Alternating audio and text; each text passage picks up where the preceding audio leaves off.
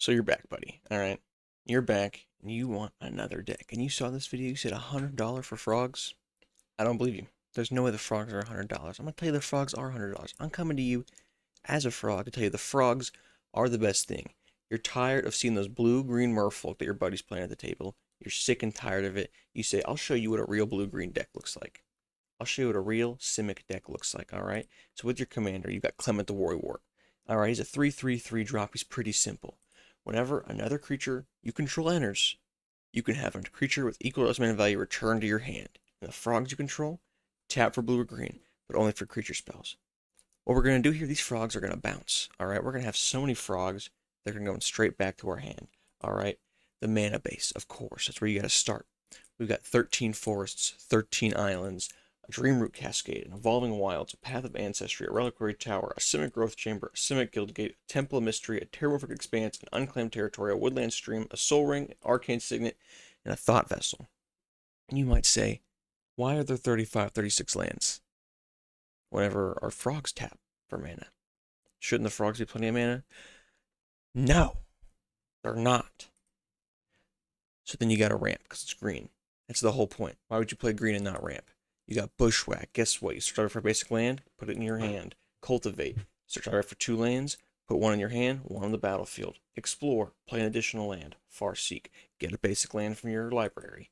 Urban Evolution. Play an additional land. Rampant Growth. Search your library. Kodama's Reach. Search your library, 1 in your hand, 1 on the battlefield. Growth Spiral. Play an additional land.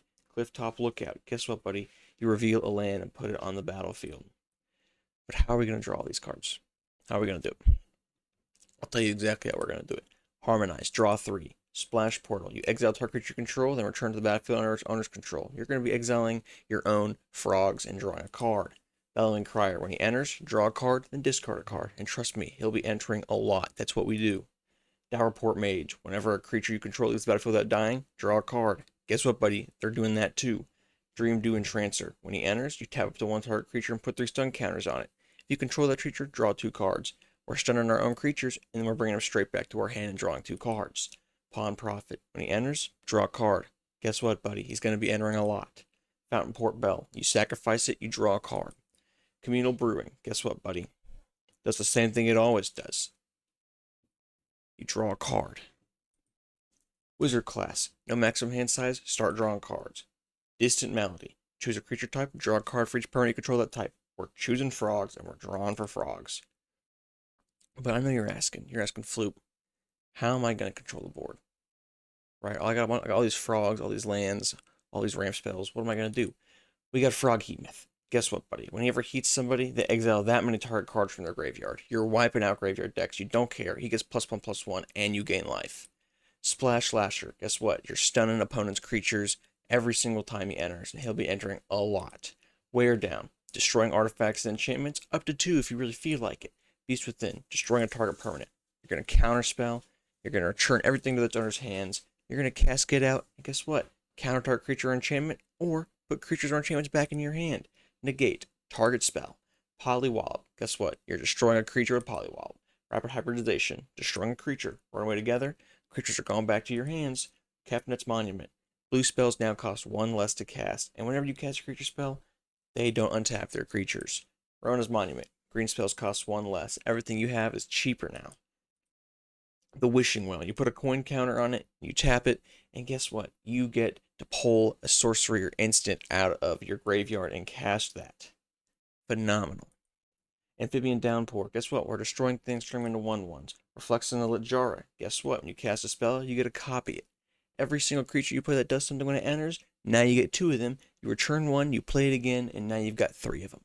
It's a non-stop, endless cycle. Propaganda, of course, because you can't play a blue deck with no propaganda. Creatures can't even attack you anymore. And don't forget, surprise board wipe, Flood of Tears. You return 4 or more non-token permanents you control. You can put a permanent card back on the battlefield. We're going to be doing that. What about the other spells? What else are we running here? Eternal Witness. Get stuff out of your graveyard in case you lost it. Haze Frog. Prevent combat damage. Long River Lurker. Guess what? Target creature can't be blocked. When you deal combat damage, you exile it and bring it back and get its effects again. Mistbreath Elder. Put a creature back in your hand. He gets +1/+1. Octomancer. Remember all those tokens we're going to create whenever we play stuff? We get to copy them at the end of our turn. At the end of each turn. Anytime someone creates a token, you get one. Peregrine Drake. And now I know this looks like a very strange thing to put in this deck. It's not a frog. He doesn't do anything. It enters, you untap 5 lands. It's basically just net 0. But don't you remember the monument that makes blue spells cost 1 less? That's right. Peregrine Drake gives you infinite blue mana. Isn't that awesome? Poison Dart Frog. It's not a frog deck without the Poison Dart Frog. Look at him. He's adorable. He's cute. He's got Death Touch. Rampant Frogatuna. You're playing a big pod game. You've knocked out a bunch of people. It's late game. Now you got a 30-30 frog on the field. Trample. Unstoppable. Spore Frog. Preventing all combat damage in case someone's trying to swing you. Sticky Tongue Sentinel. We're putting stuff back in our hands. Sunshower Druid. When something enters, he gets +1/+1 and you gain a life. Things will be entering a lot. It's how the deck's played. 3 Tree Scribe. Guess what? When a creature leaves, he gets a +1/+1. They'll be leaving. Tree Guard Duo. When he enters, target creature you control gets vigilance and +X/+X, where X is the number of creatures you control. You play him, creature gets, +15/+15. You play another thing, you bring him back, you put him back down again. Guess what? Another +15/+15 with vigilance.